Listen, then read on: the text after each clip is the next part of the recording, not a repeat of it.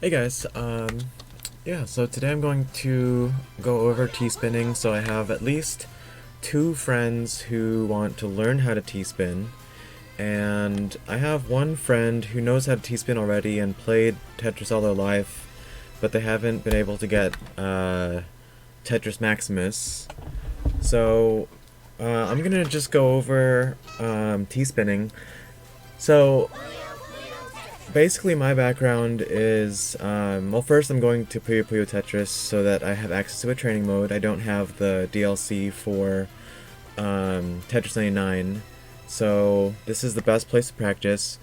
And ultimately, I had to adjust from the old way of Tetris, where getting Tetrises using a one-wide well was the best way to be efficient or have good damage output. But now that we're in the modern Tetris system, the modern Tetris system will reward us for spinning or kicking a T tetramino into an overhang that we create. So let me go over what you need, and basically you want to find opportunities for the T-spin.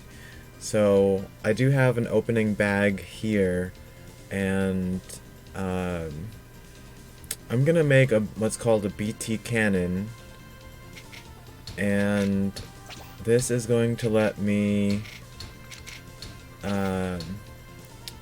it's gonna let me have some overhangs. So you can see here where there's sort of like a divot. That's already a place where I can start putting like an overhang, and then I can have a T-spin opportunity. So I'm just gonna finish the BT cannon, which is a specific attack setup. Now see how the blue tetramino I placed upside down like that? That is an overhang that I like to use. So here's the thing, when I put this eyepiece here, this eyepiece is going to let me start kicking the T tetramino into this hole. So I'm gonna take out my T tetramino from the hold piece, and basically what I want to do is put the wall, the big part of the tetramino, against the eyepiece, and then I'm going to use the counterclockwise rotation. Oh, sorry, it's the clockwise rotation. Oh no, I didn't put it in. So, I accidentally screwed that up. But here's another opportunity. This is a grand cross. So, see how I already have, like, a cross formation here? I can put an overhang over this setup, and I don't have an eyepiece to put the piece against, so I'm gonna slide it in by pressing the D-pad once to the right, and then I'm gonna counterclockwise. I'm gonna press the counterclockwise rotation twice, and that's gonna let me put the tetramino inside. So basically, you just want to build normally. Then eventually you might find a certain landscape in the field to make your T-spin. So here's another opportunity. There's two notches here. One notch here and one notch here. So I can put my red Z piece here, and check this out. I'm gonna put this upside down like this, and I'm just gonna build, and then I'm gonna put an overhang here, and now I have what's called a mid-game DT cannon, which is a T-spin double followed by a T-spin triple. So I'm going to put my tetramino like this, and then press clockwise 1, 2, 3 times, and then it's gonna fall. So I've been showing more advanced setups. Let me go ahead and keep building, and then we'll just find a more normal T-spin double opportunity. So I don't see T-spin opportunities yet, so we just need to keep building. And I'm gonna clean up the field. Okay, so here's some interesting activities. So there's 2 notches here. See these 2 notches? Those are helpful because I can put my L or J tetraminos like this, and this will create a T-spin triple for me. So L and J, if you put them upside down, sometimes they will create T-spin triple scenarios for you. So I'm not done. Just because I put the L piece upside down doesn't mean that I'm finished. I need to create the overhang, and I did so using the red tetramino, or the Z piece, and now I have an opportunity to slide this tetramino into here using the clockwise function. So I'm gonna slide it and press clockwise once, and I get the T-spin triple.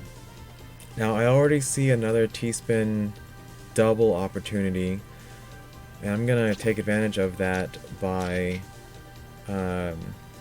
basically filling this spot up. See how that spot seems to suggest I can have a T-spin double? Now with this T-spin double, I don't necessarily need to have an overhang.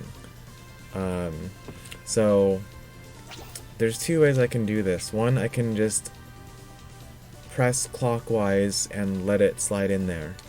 The second way is I can kick it. I'm sorry, I kicked it the wrong way. I can kick it counterclockwise. So if the whole clockwise counterclockwise thing is confusing, you just need to practice it a little bit inside the training mode. Now check this out. See how I have a notch here? See this notch? I can already make a T-spin single by putting the Z tetramino right there. Now I have to spin it in because there's no way to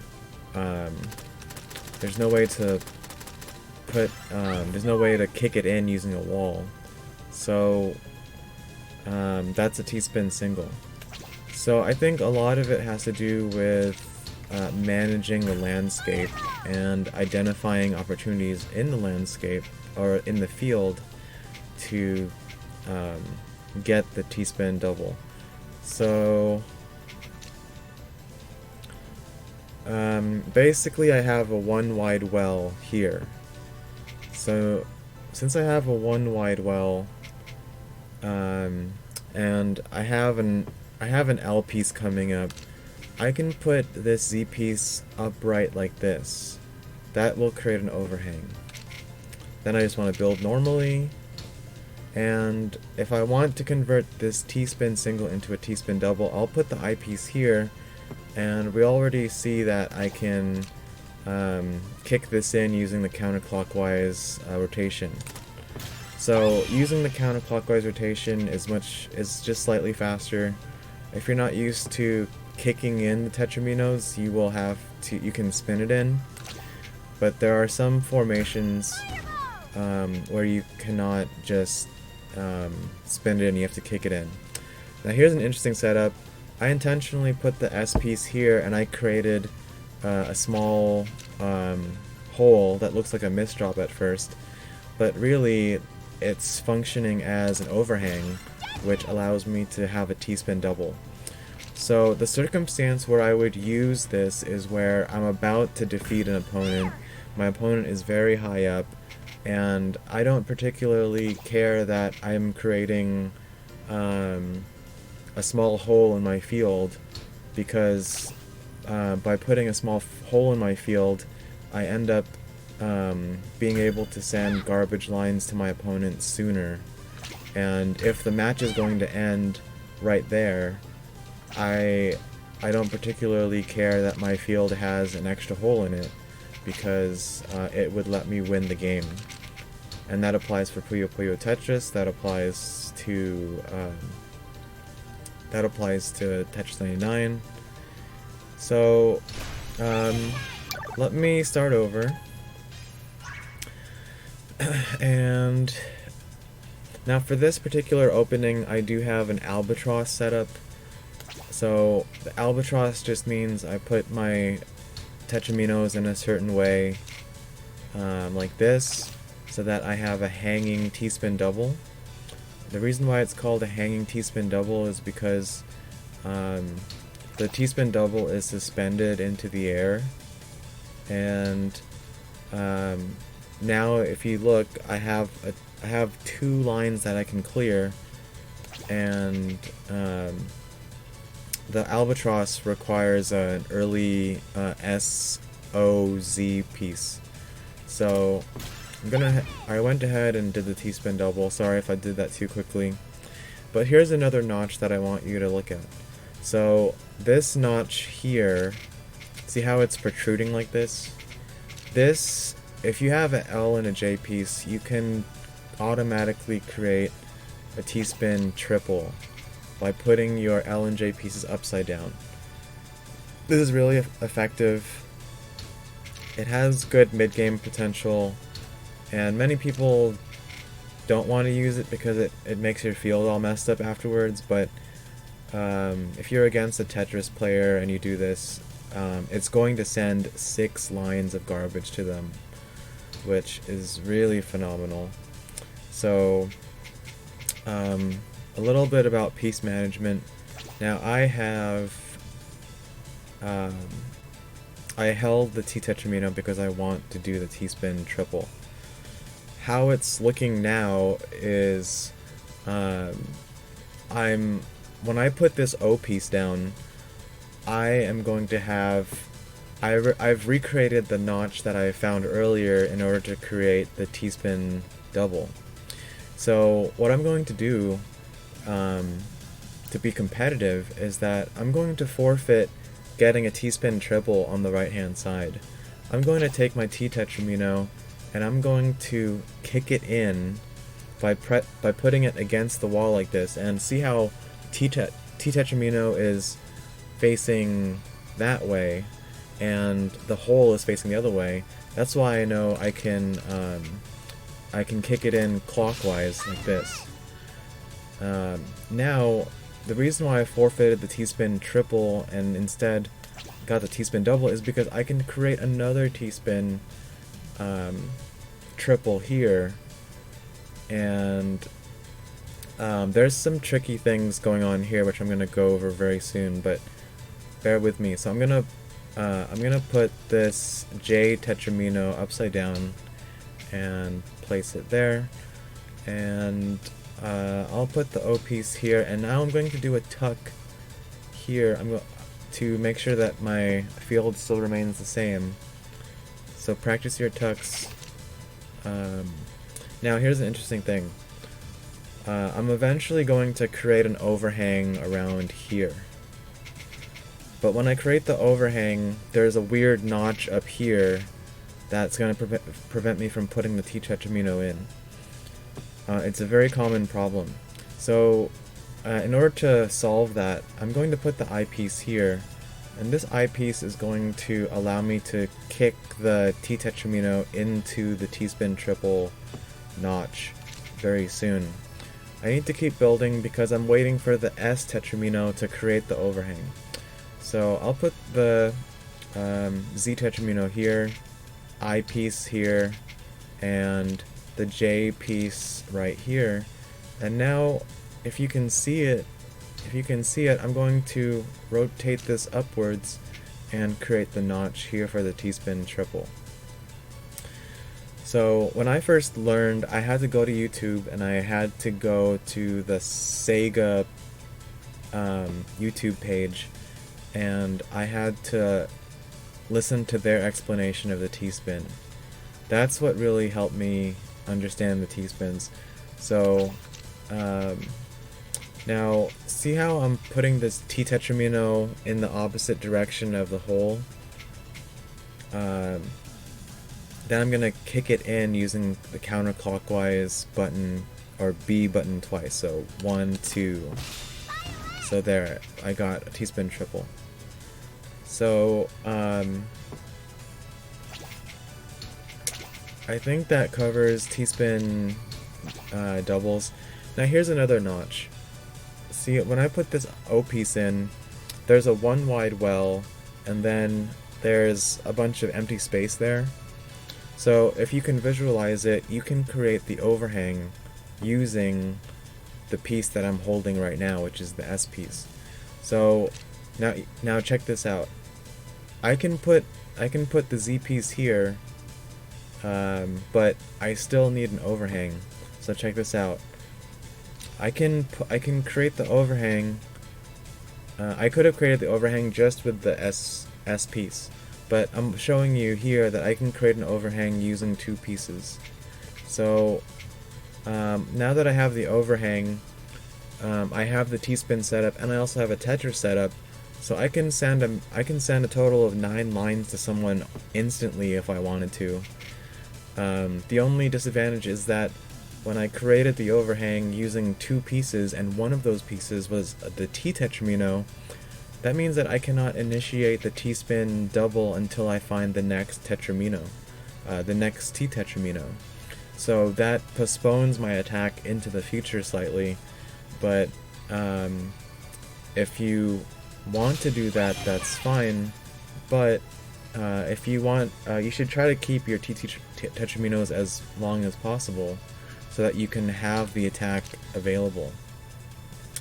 So here, the walls here, so whenever I kick the T-tetramino against the left wall, I'm going to